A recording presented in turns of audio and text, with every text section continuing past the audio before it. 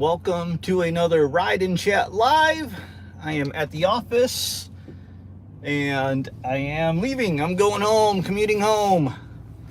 And it is a bit rainy. Here, I'll show you actually. Let's see what is going on with this construction. So it is a rainy evening here in Dallas.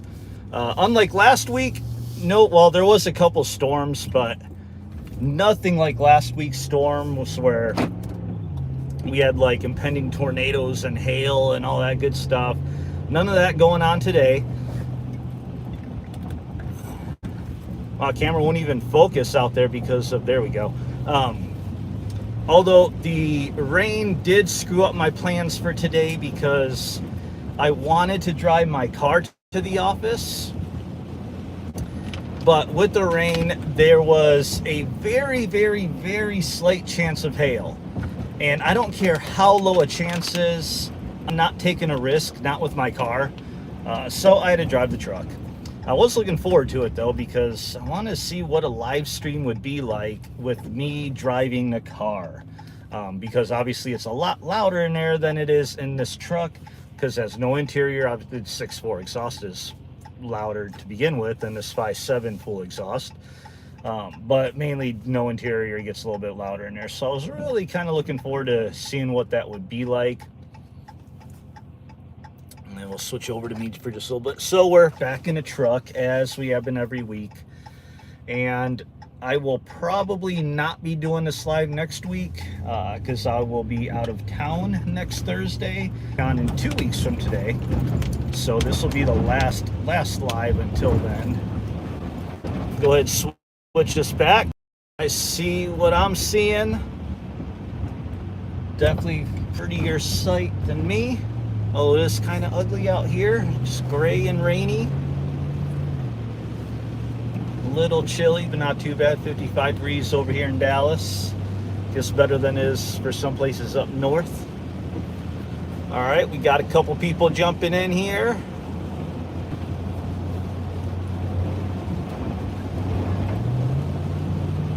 Don't really have a main topic of discussion today. I was kind of thinking about, looking at the Dodge Hornet, why Dodge is coming out with it, or at least why they need to. I'll probably get into that in a little bit. First, just want to get on here, see if anyone jumps in. And then I'll just start talking about all that good stuff. Of course, all the while paying attention to the road. Making sure that we make it home safe, because every week I talk about how people do not know how to drive in Dallas, and they feel like wet roads mean ice or something. I don't know what it is. So everybody drives slow, hesitates everywhere, and gotta be careful. Like here, why are we slowing down? Like we're slowing way down right now for no reason. Well, I guess they're slowing down up there, but why? Probably just because the roads are whatever. Now, if I was in my car driving in the rain, I'd probably be taking it easier too, because I'd be driving on drag radials, which I feel fine, comfortable. There's nothing wrong with it. Never feel out of control. But I definitely wouldn't want to add in streaming YouTube live to the mix of driving the car in the rain. Because I try to do this without it being too much of a distraction from the road, so I'll try to, try to keep up with the chat. Sometimes I miss it. Sometimes I gotta wait till I get a good moment to check it. This right here is not a good moment, because this is where people are merging all over the place and hitting their brakes. And we need to merge on over. And there's this Camaro. Dude, Camaro, what are you doing? Come on, either get past me or slow down. All right, fine. I'll slow down. Get behind you. Let's get one more lane over and get into the clear. Somewhat clear here. All right, one more lane. This other car's kind of acting weird behind me. So how you guys all doing wherever you're coming from? Oh, brakes. Brake check.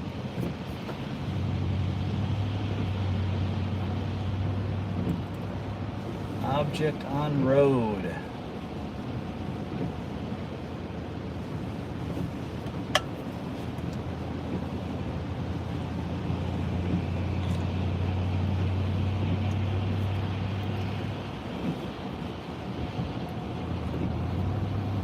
also have to say that with the wet roads here in Dallas, the roads here in Dallas are not as well equipped to drain as other parts are. Like Florida, man, I love Florida. Like, even in the rain, it could be downpouring, storming rain, and somehow those roads, the water just goes right off. Like, it's amazing. I don't know how they do it. And some places like Michigan has like a huge crown built into the roads, so the water has no choice but to run off. But here in Dallas, man, it just puddles, and I feel like here is so much easier to hydroplane compared to most other places I've driven in the country.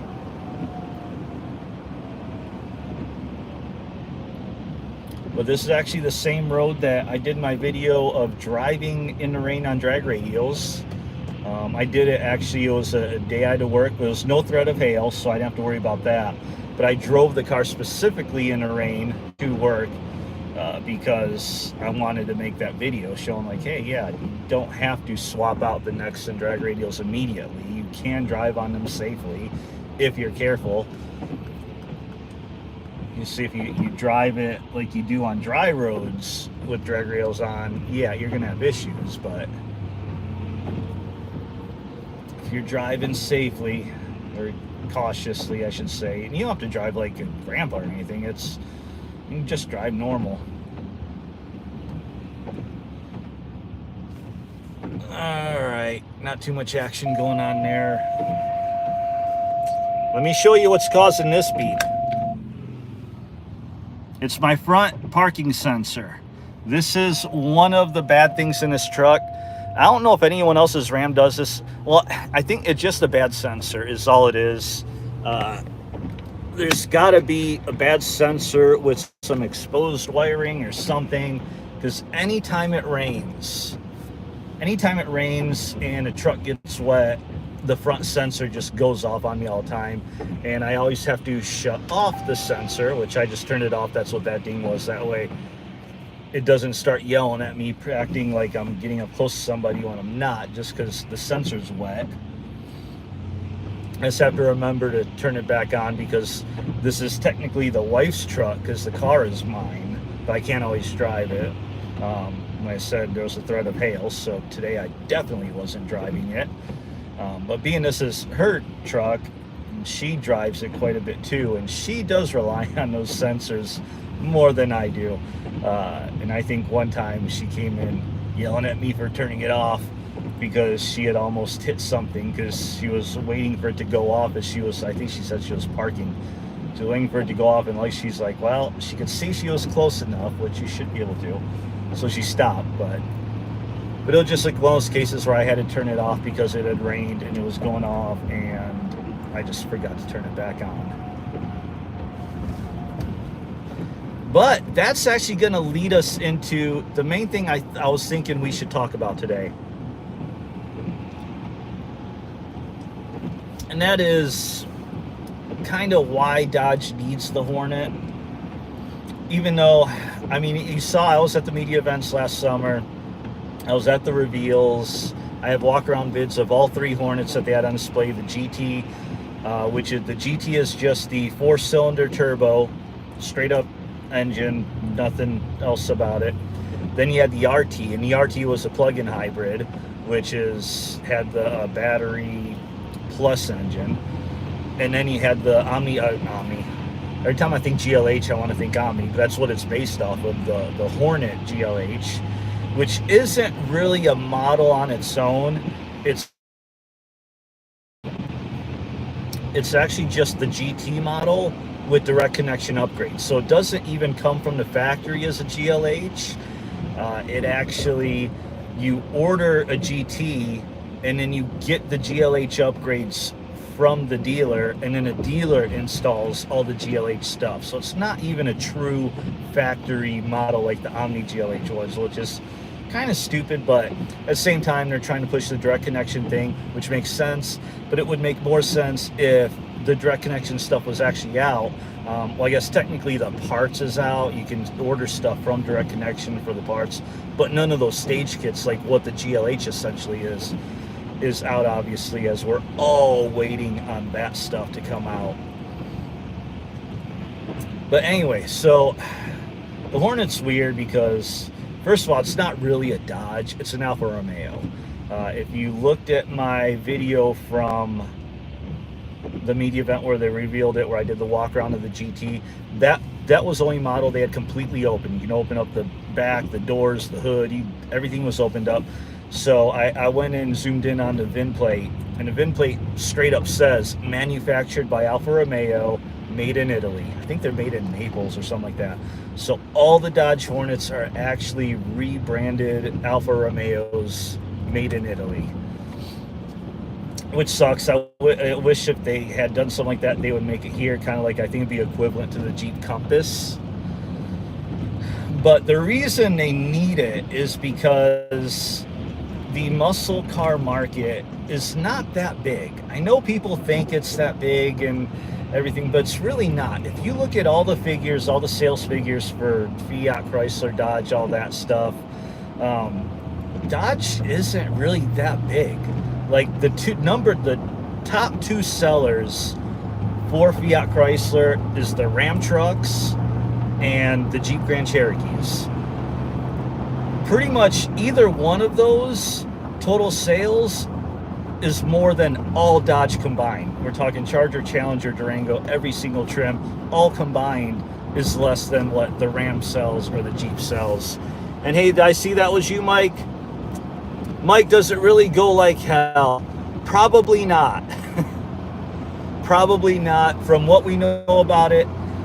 So it's based on a GT, which is like 263 horsepower, I think, which is less than a Pentastar V6. A Pentastar V6 is like 283 up to 305, depending what car it came in. But it does actually have more torque than the Pentastar V6. I forgot how much more. I think it's got like 40 or so more torque, foot-pound torque than the Pentastar V6. But I can't imagine it go that much faster. I think the RT, they said, does 0 to 60 in like 6 seconds, or just under 6 seconds. I don't think they've actually put out any real figures on a GLH, because they haven't even really said what all it is, other than 1-inch lowering kit, stripes, and some, GLH branded stuff. They haven't really said what all it has, so who knows if it really goes like hell. Probably not. Not like the Omni. The Omni GLHs, for anyone watching, check it out. It is, it's just a basic box car. It's, in a way, ugly and was really made fun of if you're driving one of those. But the GLH is stupid fast because it weighs nothing. And the GLHS especially, not just a plain GLH, but the GLHS, which is, I don't know, is that goes like hell / Shelby. I'm not 100% sure. Those are quick. Like, I know people that have those and put them into 10s with the 4-cylinder. But anyway, so back to the Hornets. Dodge doesn't really have anything like that in that market. And I've been thinking more about it recently because, again, this truck is my wife's truck, even though we both drive it. And I have a daughter, and she's into all sorts of extracurricular activities. She's in grade school, so, I take her to ice skating lessons all the time, which is a 30-minute drive from where I live. She does horse riding. That's a 30-minute drive from where we live. Obviously, school, we got to take her, drop her off, pick her up. And driving this truck for all that, we're racking up time. I'm up to 118,000 miles already. It's a 2017.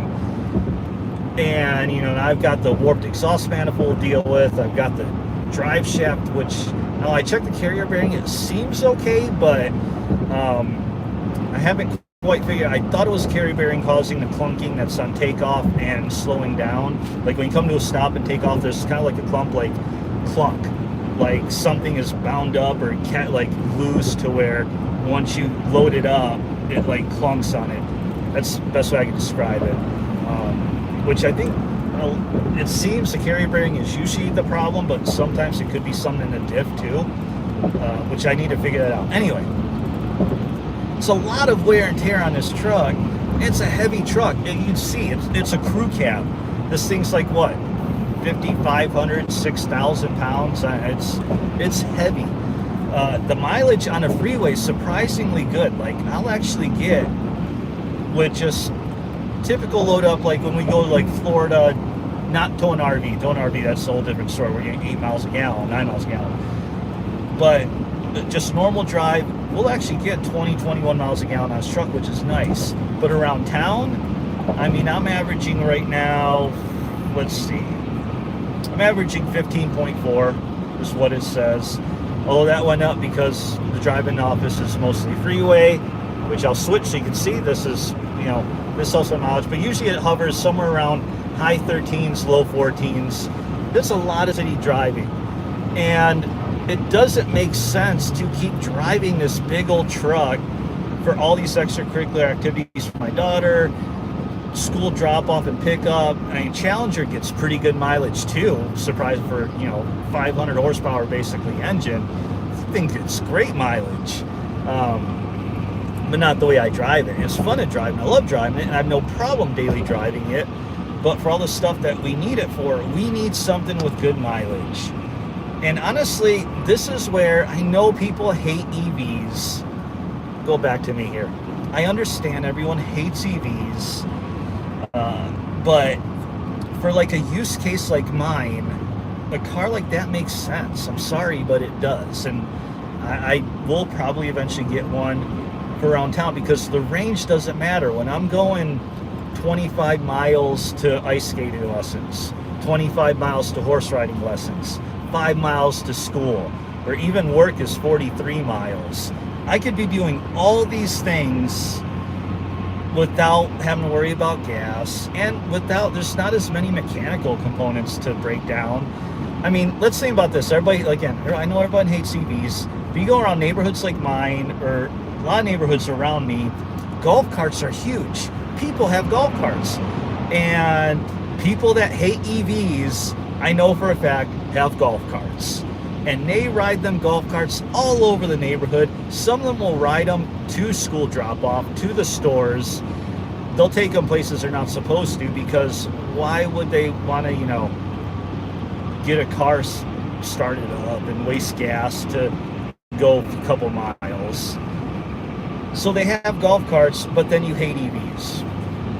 And I'm not saying they're perfect and all that, and I agree with a lot of people about a lot of the criticisms. But range doesn't matter when you have a use like that. And let's be honest, a good percentage of people, that's what their use is. Everybody talks about EV range. Well, not everybody's taking a 800-mile road trip every single week. Range doesn't matter. Range. Sounds like I'm raging, but I'm not. So where does the Hornet come in? Because it's not an EV, it's a hybrid. Well, the GT is straight up engine, whatever, ICE, turbo 4-cylinder, but the RT is a hybrid. And it has, but I am interested in that Hornet for the use of, my wife needs a car that's not this big bulky truck. And I was saying, what else is there? The Charger, yeah, it's a 4-door and all that. It gets okay mileage. But where these cars get the best mileage is freeway use. But I'm talking about doing a lot of city stuff. So, and the Charger, like, my wife's not really as much into the Charger, and it's a full-size car. Still not really what we need,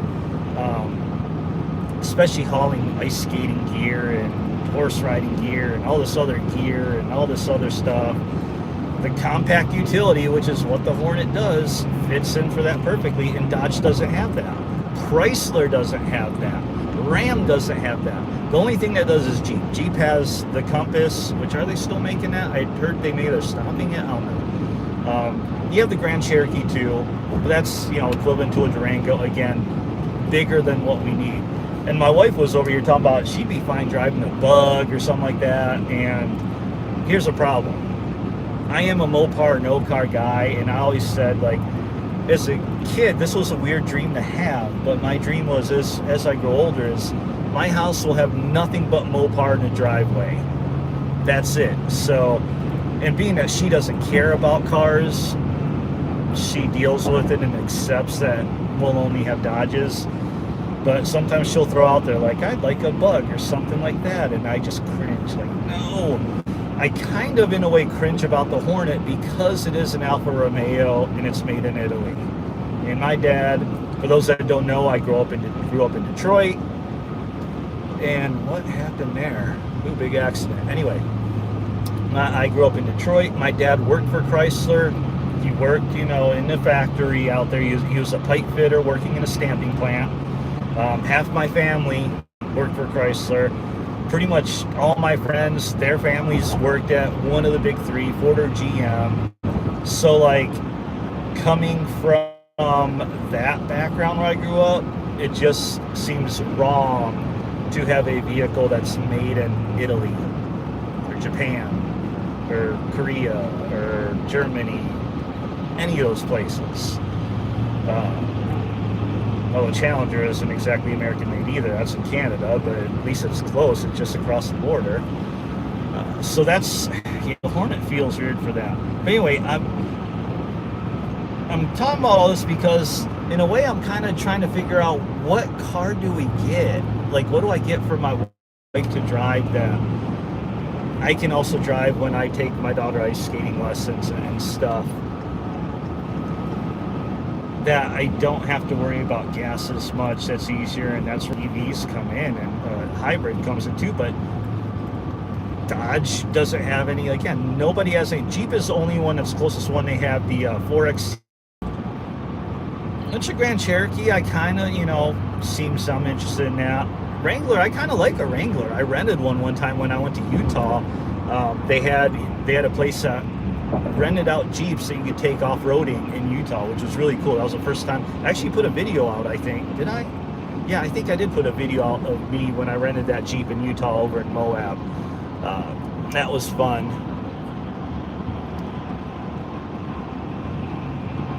Dart was Mexico. Oh, I don't know about who builds better. I mean, like I said, I'm biased because growing up in a UAW family and all that. Italians, I guess, are known for Ferraris and Lambos and all that, and I guess that's pretty good build quality. Maseratis, I don't really know much about Alfa Romeo. I always thought it was like a pretty good brand, but they were never big here in the U.S., so I really don't know much about it. And I don't know what's built better. Again, my whole thing is, though, it's not truly a Dodge. The Hornet isn't, at least. What is the best? Okay, we're going to go off top. That's all right. Where did I sit? Open chat. What is the best quarter mile? Hold on. I'm trying to read while driving here. Time speed with a stock 1320. All right.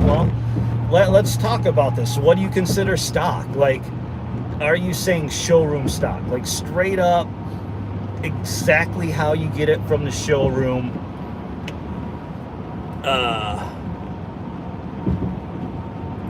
What's up, 297? Celica.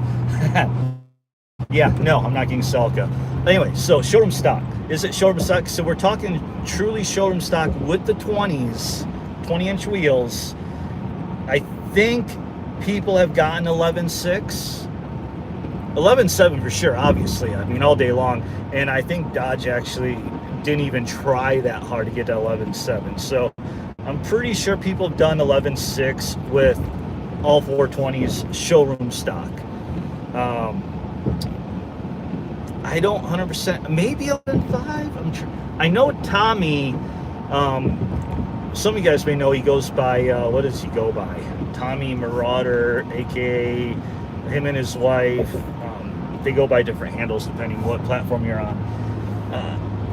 I know they had, they boast about their 11.3, but they had Demon front skinnies on the car. But he did say he had the 20s on the back for that run. Of course, that was an Atco with like crazy low DA. But he did have skinnies on the front. And regardless of how heavy the Demon skinnies are, there's other factors with the front skinnies than weight. You have obviously a whole lot less rolling resistance. Front skinnies make a bigger difference than just the weight alone. But I feel like, I think he may have said that he's run an 11.5 before with all 20s. I'm not sure on that. I have to check. But if we're being honest, if we're talking showroom, they're all the same. I mean, you get, you know, put these cars on the same day at the same track, they're all going to run practically the same. Yeah, you're going to get your factory freak here and there, but who knows how you really find that. Some people think they have a factory freak when really they're just running it in better conditions than other people are. So I'm going to say the fastest showroom stock, including all 420s on all four corners, is going to be 11.6, possibly 11.5. And then obviously we know if we start throwing on drag wheels and doing a little weight reduction, there's a whole other story there. Seen my video, the 10-second? Yep. Yeah, so, yeah, my 10-second quarter mile, a stock drivetrain to clear up, not a stock car. I don't ever try to pass it off as a stock car because it's not showroom stock. To me, a car is only stock. Like, I try to, it's hard because you have so many gray areas. So I try to get rid of gray areas. So unless you specify what stock, if you're going to say showroom stock, to me, that means not one single thing has changed. Nothing at all. You take out floor mats, you're no longer stock. But that's why I say my car isn't stock, but my drivetrain is, because the 392, the motor, untouched, still has the stock thermostat in there. It's still the factory fluid, well, not the oil, obviously I've done plenty of oil changes. Transmission stock, tune is stock, computer stock, drive shaft stock, full exhaust. I do admit I do have the active exhaust deletes, but that's not a power thing. All it does is keep the valves in the open position, which they're in anyway when you're in drag mode and racing wide open throttle. So that doesn't make any difference. But yeah, so that's how I ran into it. And weather and track conditions. My car is not going to run a 10-second quarter mile in the summer. It just ain't. It ain't going to run 10-second quarter mile in Colorado. It's going to have a tough time doing it in Dallas. Where I did it was Houston. RIP Houston Raceway Park. They got less than a month ago. Sad. Anyway, that's basically a sea level track. The track elevation is like 39 feet, so sea level. Here in Dallas, the track elevation is like 515. We still get negative DA, but not as low as Houston because obviously the actual elevation offsets that. So yeah, to run 10s, weight reduction, for a stock 392 run 10s, you need to get all the weight reduction I have. You need the chassis set up like it is for the 1320 because a non-1320 isn't going to hit a 10-second quarter mile. It's not going to do it. But yeah, so it's depending on all the right, which is kind of like what Dodge did with the Demon. Because we all know when they did their NHRA certified 9.65, they had it in the most perfect conditions. And I believe that was Leah Pruitt driving. So they had professional NHRA drag racer who is on the smaller side. They didn't get Matt Hagan to drive it because Matt Hagan's a big dude. That guy's like a bodybuilder. He weighs probably at least like 2.5 times of Leah. So there's a reason they chose Leah to drive the Demon for that record time and not Matt Hagan. And that's what I did for my 10. I pretty much did the same thing Dodge did with their Demon, albeit they didn't do the weight. Well, they did do weight reduction because that was part of the song in the Demon is 1 seat lighter weight than the other Challengers. So we all that's the game of chasing times. Let's see what I get here. What front runners are you using on your car? Okay, so I have the Billet Specialty wind lights on all four corners, which I found out at racing at Legion Demons. That's pretty much like I would call it the official drag wheel of the Demon. I'd say 90% of the demons at Legion of Demons all were running Build Specialties wind lights. Super light wheel. And then for tire, I run the Hoosier Front Runner bias plies, which I've gotten weights on 4 different Front Runner tires. We'll switch, okay, because you can see my hand counting. So we have the Hoosier bias ply Front Runner tires. I weighed them, I believe it was 11 pounds each. Then the next lightest is the Mickey Thompson ET fronts. Those were 12 pounds each, so similar, just a tiny bit more. Then you had the M&H Race Masters, which I had those, and those weighed, I think it was like 17 pounds a piece, a lot heavier. And then finally you have the popular one that a lot of people run is the Mickey Thompson ET Sportsman, which is the radials that's like got the full tread, which is a lot safer if you're driving on it on the, you know, on the road to get to the track.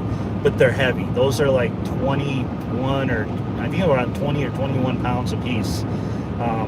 I weighed up my Hoosiers and the M&H Race Masters myself. That's how I got those weights. And I think what's his name? B5 Beast. B5 Beast on YouTube. He's got the B5 Blue Scat. That's a manual. Dude can drive a manual. Like if you haven't seen him, check out his stuff. But he's done a lot of weight reduction like me, and I think now he's got like this crazy twin turbo setup on his car. Anyway, he did a video where he had the Mickey Thompson Sportsmans, and then he switched to the ET fronts, and he actually put them on a scale. So I actually got the weights from him directly for those. So anyway, those are the front runners that I run. Is this generation of Challenger the best? Well, that part, well, one thing I think every single person can agree on, this generation is better than the second generation. And the first generation is better than the second. Every car is better than the second generation Challenger.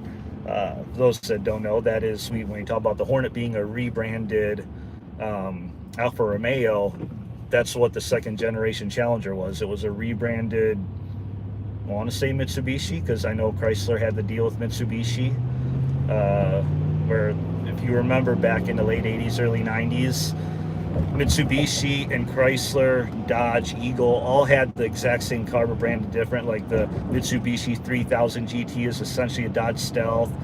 The Dodge Conquest was a Mitsubishi, I can't think of the name now. Eagle Talon is the Mitsubishi Eclipse. Anyway, same thing. So basically you have which generation between the first gen and the third gen, not splitting up like different. Like obviously you have the third gen, you could kind of split up into two, which would be the 08 to 2014, and then 2015 and up, which are all the same car, just the grill's different. The really biggest difference is the tail light.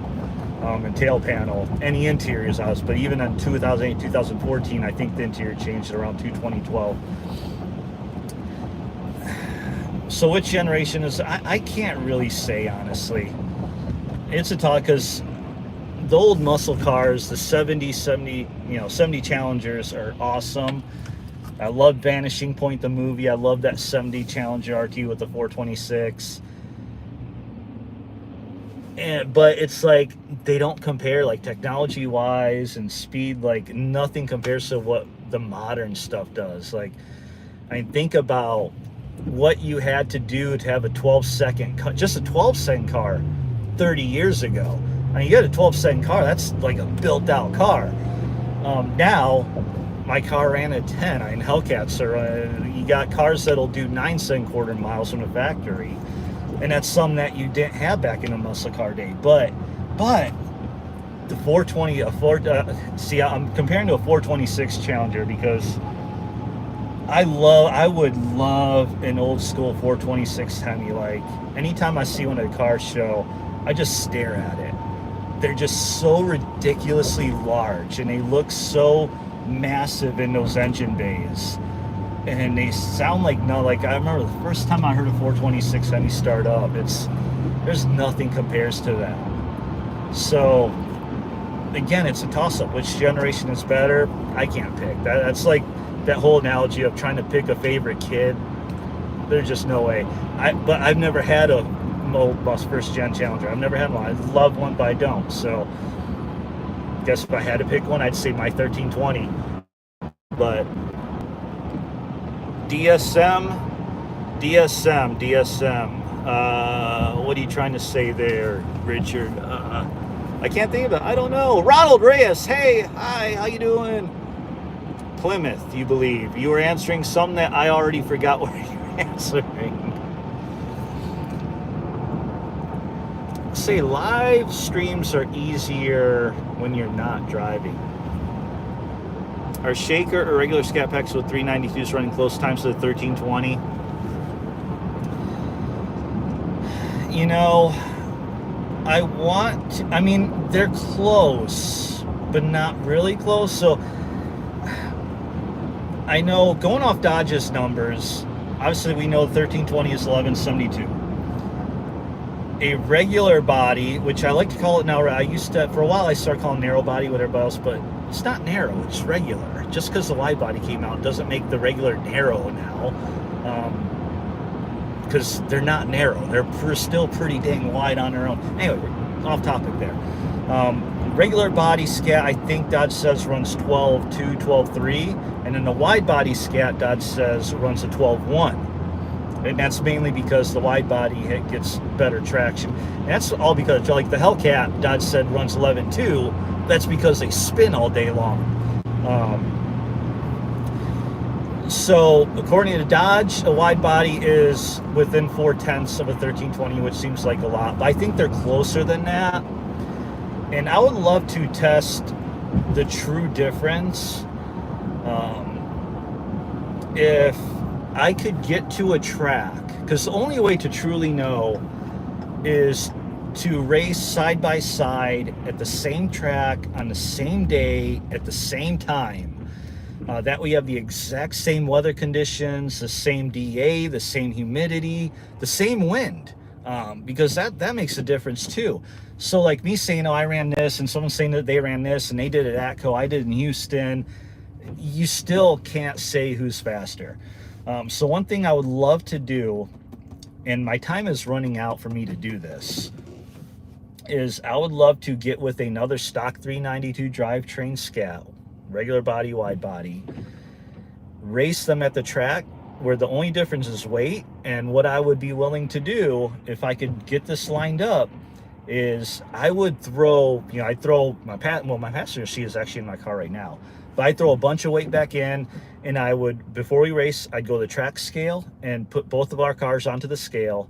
And then with us sitting in, because obviously you have to factor in driver, and I'm 235, so and then I would put in however much weight I needed to get our cars identical weights, and then run them side by side, because really that's the best way to answer that question of how close a regular scat is to a 1320 and how much of a difference the 1320 package and what it is makes.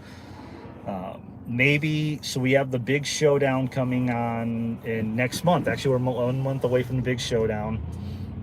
I'm hoping to race some Mustangs out there, and maybe some Camaros too, because I've never raced a single Mustang. And I've raced so many Challengers, like this dude right here, but that is probably just a V6. Yeah, I think he's a V6. Nothing wrong with that, but anyway, yeah, if I can make that happen, because the big showdown, I'm still gonna have a stock drivetrain. I do plan on putting a 180 thermostat in the car and move an IT sensor, which I've talked about for the past several lives. I haven't got around to it yet, but for most of it, I'll still be stock.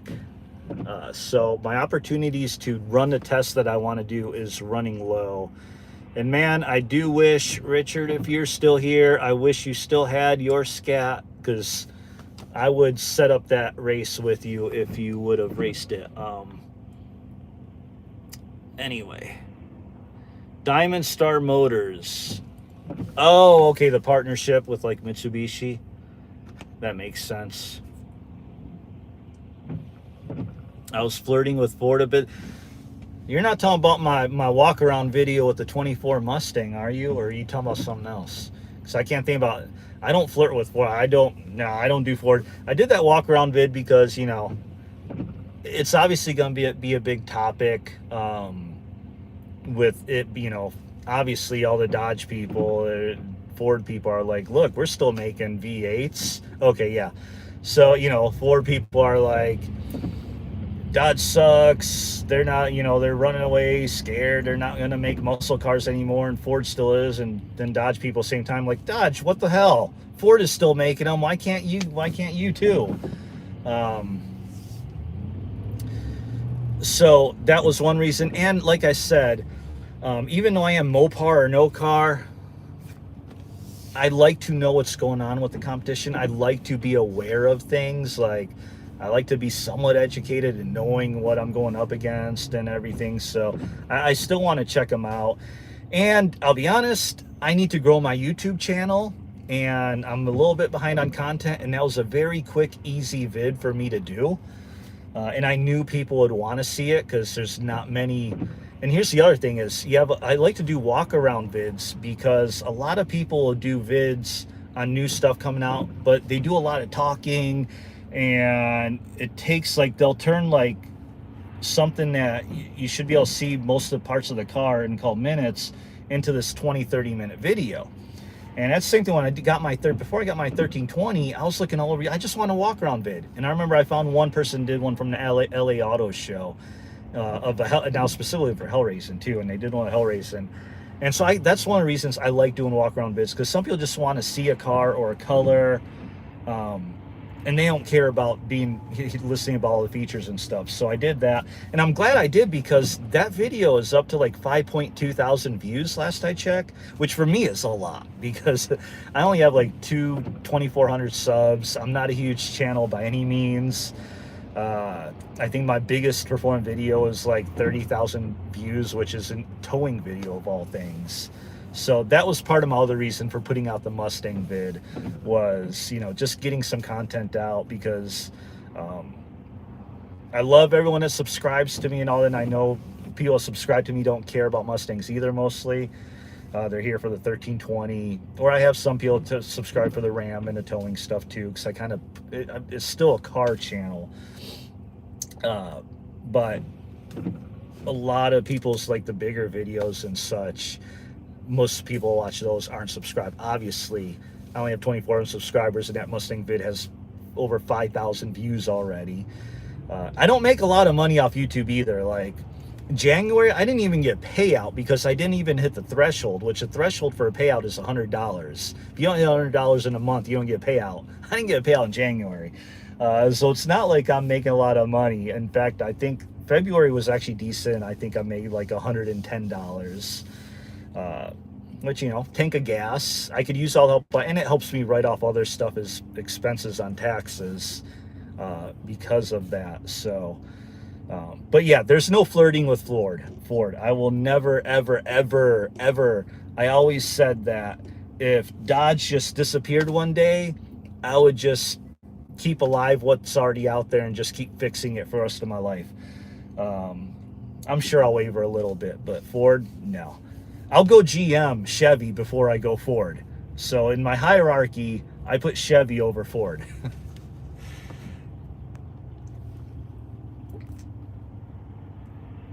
Yeah, only car left. Thanks for 1320 con knowledge. Dude, Pete, you're test driving the 1320 tomorrow? Oh man, that's yeah, you'll love it. Make sure if you're test driving it, make sure you put it in drag mode. Even if it doesn't have 500 miles on it, the only thing not having 500 miles locks out is the trans brake, and they're not going to let you use a trans brake on a test drive. Honestly, I'd be surprised if they let you put it in drag mode on a test drive, but if they can, put it in drag mode because you need to experience it. Yeah, especially, you know, if you test drove like a non-1320 and then test drive 1320, throw it in drag mode and feel how the front just lifts up. Like the front just like wants to come up with that suspension. But yeah, I think you'll love it for sure. Did I like the electric truck? It was weird. Like I said in that beginning of the video, when I got into the car and she had asked if we had been in electric vehicles before, that really was my first time ever. Like I've never even sat in a Tesla or nothing, like ever. I have sat in Priuses, but those are hybrids. Uh, but it is oddly quiet. Um, when she took off on that straightaway, I wish she could have stayed in and took on more. But you do feel the torque, which is obviously what the electric cars are known for. But I wasn't impressed by it. I didn't like. If I were a Ford person, I wouldn't want to go out and get one right away. But it's okay. Now I will say, again, that is partly anti-Ford bias because I am interested in a Ram, and I signed up to be like the Ram insider a long time ago, and then let's throw the light on here so you can see some. And then I got the email from Ram that was saying they were taking $100 deposits to give yourself priority to order the new Ram Rev, which is their EV electric truck version. So I went and did it because it's not going to hurt anything, and it's a fully refundable deposit, and it doesn't put you in for ordering. It just gives you priority to go in and order it whenever they open up orders. So I did put that deposit down. So, and I know I was one of the first ones to do it, and they opened it up for the Ram Insider people who were signed up for that before they did it for the public. So I think I'd be one of the first if I decide to actually go through with it whenever it comes out. I am hugely disappointed, like a lot of people, that the Ram Rev production version is nothing like the concept version. I understand what concept means. I understand, like, concept, not what the final production is going to look like. But the fact that they released the concept version like barely a month before they revealed the production version, you would think it would be a little bit closer. Kind of like, the Viper was really close production to concept. I can't think there's other examples where the production was fairly close to concept, especially when the concept came out closer to when the production version was coming out. So the fact that Ram came out with this, I love the Ram Rev, the concept. Like, the way that looks, take the drivetrain out of the picture. Like, don't even think about what powers the truck. The truck by itself, I love the Ram Rev, the concept, the way that looks. And now, like, excited, like, it's definitely not the Cybertruck. Rivian is just ugly as hell. The Ford Lightning is basically, this is so funny. What the Ford Lightning is to the regular F-150 is what the now production Rev is to the regular Ram 1500. In fact, the Ram Rev has like similar taillights to the Lightning, where it kind of goes around it. It's like they did, I don't know why Ram just they came out this awesome thing that everybody loves. And I'm actually already in a couple groups for the Ram Rev, and pretty much everybody agrees. Like, so disappointed that the production they put out so far, unless they change something, is so different than the concept. Corvette. That Corvette vid I did on a Z06 is not getting as much traction as I thought it would. That thing was 165,000. I did a close-up of the window sticker. 165, which is insane. That only got that's only up to a few hundred views, but it makes sense because I feel like when it comes to YouTube and what people want to see, like all the supercars, which I don't know if the Z06 would be considered that really, because it's more a sports car, I guess, but it's 165 MSRP. It's pretty crazy. It's out of reach for majority of people. It's out of reach even if they like it, whereas the Mustang is more in reach and is going to be more geared to the average person. So, and I think that's kind of why too, some I think Racer X, he had the same thing where he found that content he did with the Scat back when he had the Scat got more traction than his Hellcat. And then I think when he started doing vids with RTs, he was like, man, RTs really get a lot of, because more people have them, so more people are interested in it.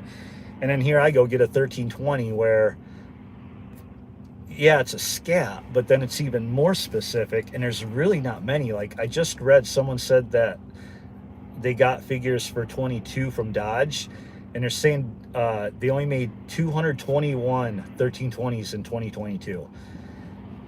So between 2019, 2020, 21, 22, that puts the total made to like 2,500 1320s total, which is less than Demons. And 23 model year, I feel is going to be pretty low number, because a lot of people are having issues ordering 1320s for 23. The ones that are, the dealers don't know what they're doing, or I guess there was some issue with the ordering system where they wouldn't let you get a cloth or rear seat delete 1320. It forced you to get the plus package. And then they're having issues with supply chain. And now I've heard, like just the other day, that someone was saying that they stopped taking orders on 1320s. Who the hell knows what the hell's going on? So I wouldn't be surprised if they're even less 1320s than 23.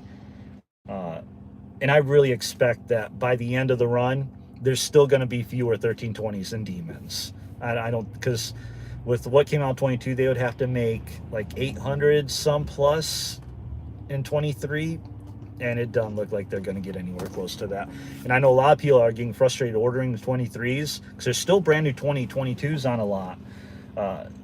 And in the Facebook groups, I've seen at least a few people now that wanted to order 23, but for whatever reason they're having issues, and they just found a 22 somewhere in the country that fit what they wanted, and they just went with a 22 instead.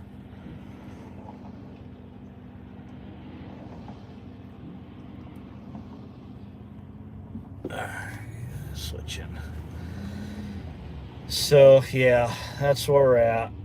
Definitely can't get a Corvette. So if we go back to the topic I was kind of starting on with about the Hornets and why Dodge needs it, because they don't really have something, and Dodge needs something to get the sales. Like, they're hurting, kind of like, hey Robert C, what's going on?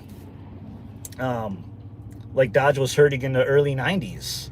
You know what brought Dodge out? The Ram truck. Back when they were still Dodges, which, let's be honest, Rams are still Dodges. Everyone still calls them Dodges. When you register them with insurance, they're Dodges, and most systems, they're Dodges. I don't care they split up the company, it's still a Dodge. But I know, like, early 90s, Dodge was hurting. And then the Ram truck, the third gen Ram came out in, I'm sorry, the second gen, not third. Second gen Ram came out in 94. And man, that exploded, and that really saved Dodge. And they kind of, as good as a Challenger is and a Charger, as much as it's getting for sales wise, it's not really close to, again, what Ram trucks are selling, what Jeeps are selling. And it's not really enough to keep Dodge afloat. And that's why they need the Hornet. They need for it to do good. So, and I know other guys have done this video. I think Racer X may have done it. Hey, Anthony, how you doing? I think Demonology has made. I think there's been a few guys I've seen made this video to say, like, hey, we know you're against this Hornet, or you hate it, or this and that, but you should be rooting for it to be successful, and you really should. Because if the Hornet will be successful by the people that want and need that type of car, not you, the muscle car person, but the other person,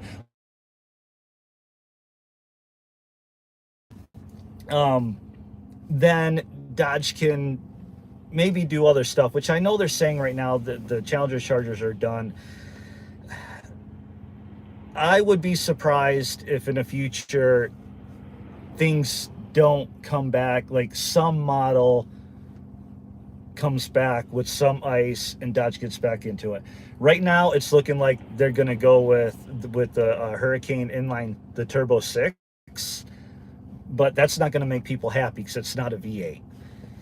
And I think first we'll get the muscle car with the Turbo V6 Hurricane, and they're going to be like, man, people really want the V8. And I wouldn't be surprised if some brand new version of a V8 that's more efficient, more power, comes out in the future. I could very well easily be wrong. I probably am wrong, but I have a feeling something like that might happen.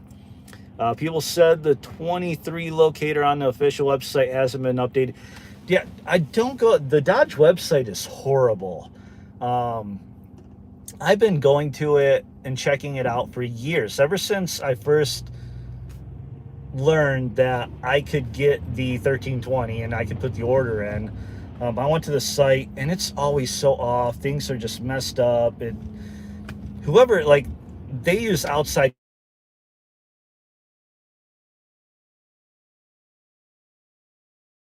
me at the same time here. Let me, am I still there? Okay. Sorry about that.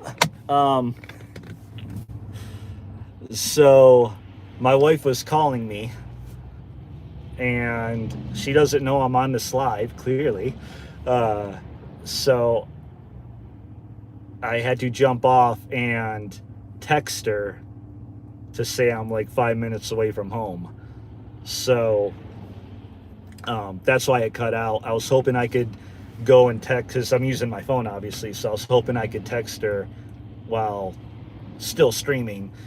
And I kind of could, but I guess you said that it had cut out, so. Oh my gosh. Hold on. Let me see. I wish I could. You guys still there? Okay, I still got 9 people watching. Sorry. I think I'm going to need to probably tell my wife when I get home that, like, hey, I'm doing a live stream for my commute home to make it a little bit easier. Not easier. I'm losing my train of thought. Sorry, dumb voice texting me back crazy stuff. Like, I don't know. Yeah. We'll fix this in the next live. So I'm just going to ignore that last text because it's not important. Just so I know how close I am to here. Message retracted.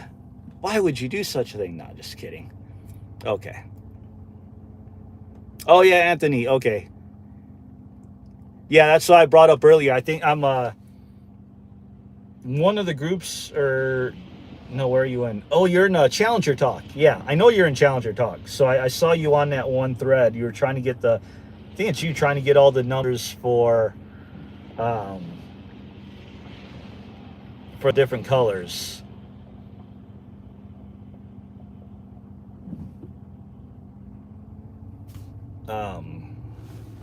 Sorry, getting more texts.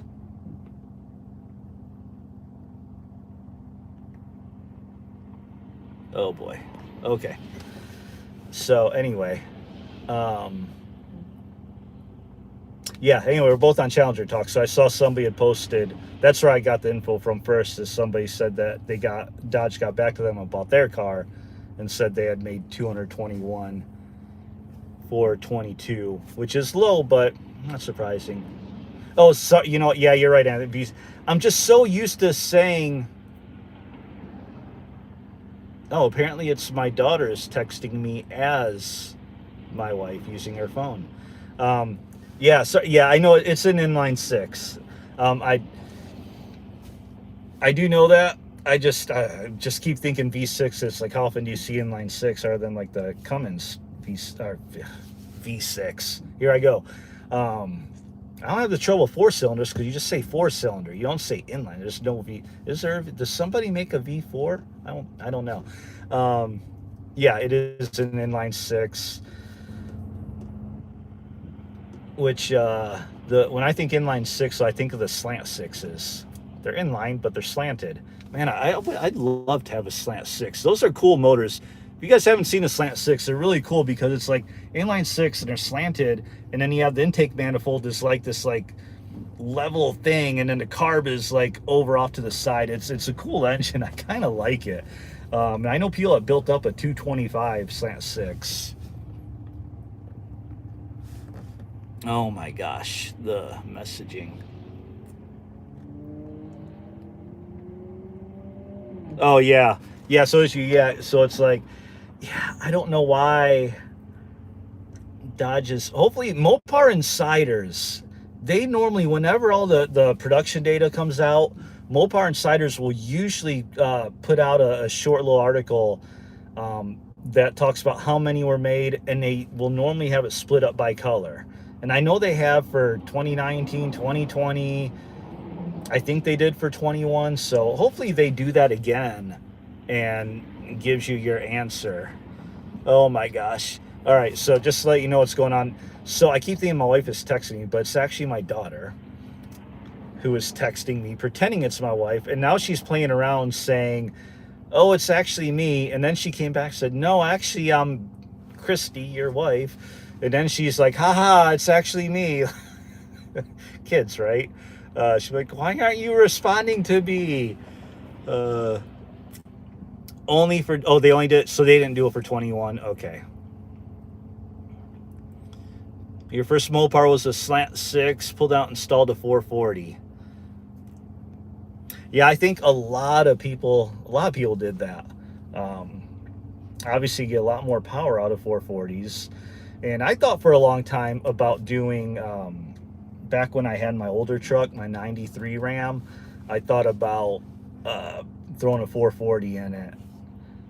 But now it's like, now that I have the 1320 and now that you have the Hellcats out there, I kind of would love a more of a classic car that's more just to have, not so much like racing or chasing times, but just something different and cooler. And I feel like slant 6 is, because people, like I know other people like you that took them out through in a big old V8, you don't see very many. Like I go to car shows, and I used to go all the time, Mopar Nationals, and you'd only ever see a handful of slant 6s. You don't see that many of them, and I just think they're a cool engine. And from what I know, from what I heard, they were indestructible. For those that are older than me, I am not around that time, but talking to a lot of people, the slant 6, they said it's just a great engine. It hardly ever broke down. Then I know a lot of people said, there's a rumor I always heard, was the reason they stopped making the slant 6 is because they weren't making money off of parts, because the dang thing would never break down. And I don't know how true that is or not, but it's an interesting rumor that I heard. Dodge Magnum for the next classic. What year did the Magnum come out? I think it was it 2004, I believe? Which actually technically, in most states, next year the Magnum will be a classic. Because I know a lot of states, to be considered a classic, to be eligible for one of those like classic license plate, classic auto license plates, the definition is just your car's 20 years old. Which is crazy to me to think that a 2004 Magnum will be 20 years old next year. That's crazy for me to think, just like my 02 Ram is over 20 years old.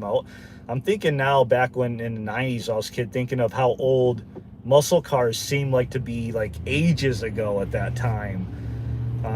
Like I'm thinking like a 70 Cuda in the mid 90s to me seemed like ancient, but it was only 25 years old. And here now, my 97 Ram that I wish I still had is the same age as a 70 Cuda. Anyway, I don't know if any of you know what I mean. Like, it's kind of like Back to the Future. Like the 50s seems so long ago when you were in the 80s, but now the 80s don't seem that long ago from now, which is so weird. And we're getting like crazy off topic. Just say, before you pulled it, try to blow it up, ran it several miles at wide open throttle in first gear. I would not blow it up.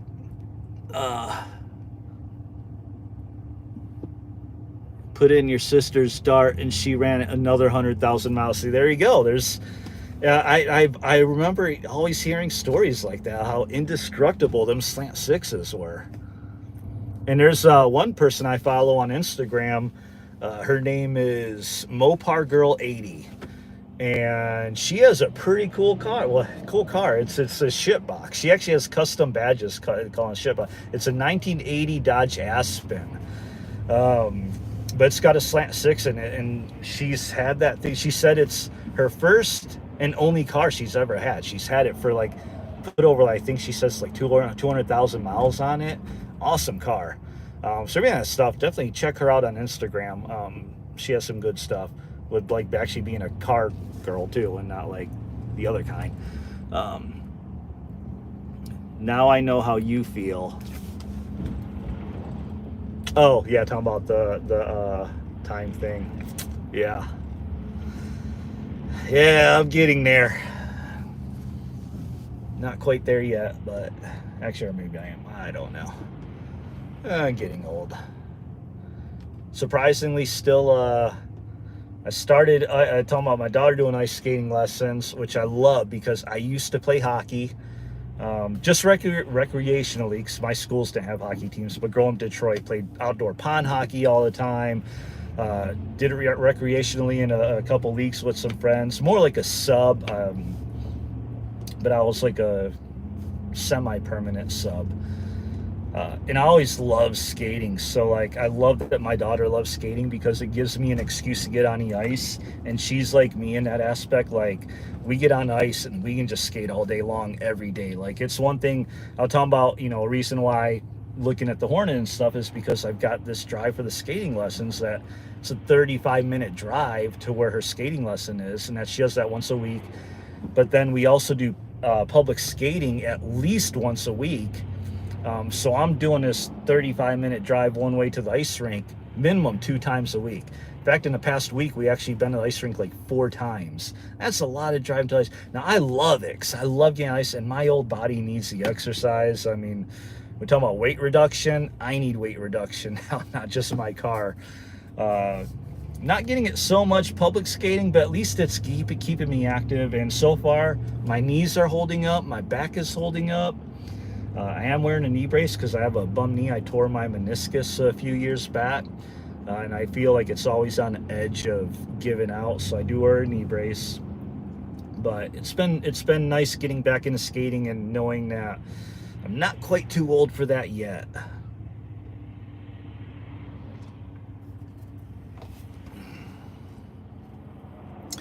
Now, I wish I was, oh my gosh, it's 7. I should have been home 10 minutes ago.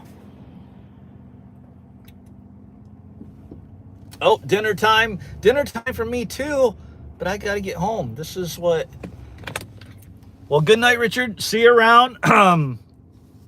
Well, hopefully I'll see you at the big showdown. Anyway, see that traffic light right there? I just gotta get to that traffic light. Once I get to that traffic light, I'm home free. Like, there's no traffic on the other side, and at that point, 2 to 3 minutes from my house. It's just this traffic takes so long. Blew your left ACL playing ball about 20 years ago. Ooh, I don't even know how ACL, like, I heard about the ACL being a pretty bad, obviously I watch football, and all you hear about is people tearing ACLs and it ends their seasons.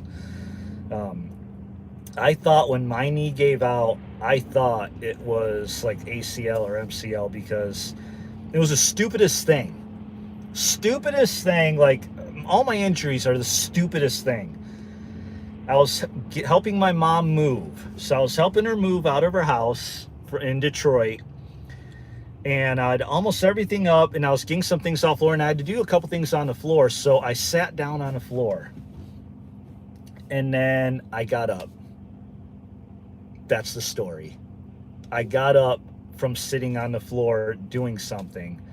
And somehow when I got up, my knee bent in just the perfectly wrong way that something just snapped, and I just crashed right back down to the floor, which the timing sucked because right after that I had to load up her Jeep onto the trailer behind a U-Haul, and then I had to drive her U-Haul from Detroit all the way to Dallas right after I tore what I didn't know at the time was my meniscus. And eventually I went to the doctor, and they're like, yep, you tore your meniscus, and you tore it pretty bad.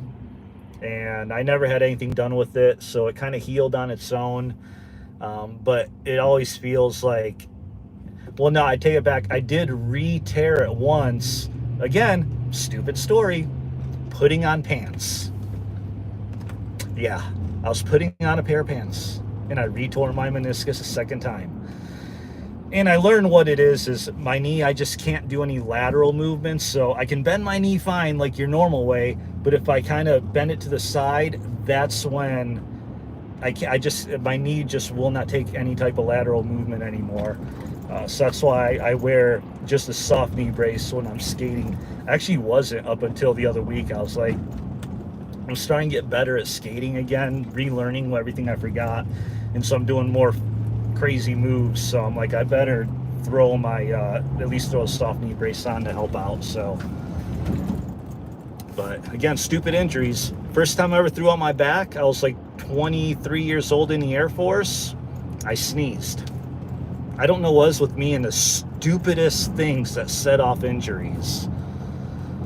And I'm not ashamed to talk about it. I do have one injury from playing football, at least, when I broke my orbital bone. So, not all bad stories.